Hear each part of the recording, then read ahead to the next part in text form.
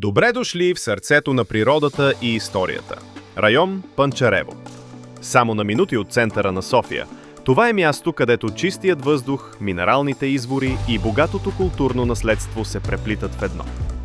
Сред зелените склонове на Витоша ще откриете средновековната крепост Урвич, символ на българската държавност и непокорство. Около нея в уникален ансамбъл са разположени манастири и църкви, като манастира Свети Николай Летни Миротворец и останките на крепостната църква Свети Илия, които пазят духа на миналото.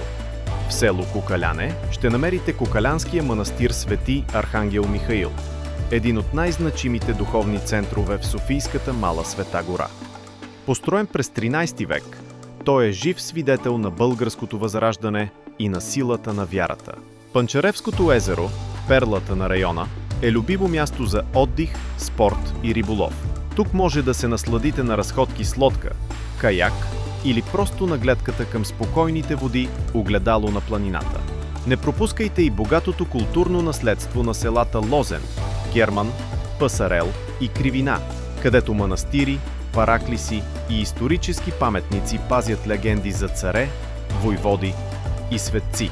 Район Панчарево. Място, където природата и историята оживяват. Открийте го!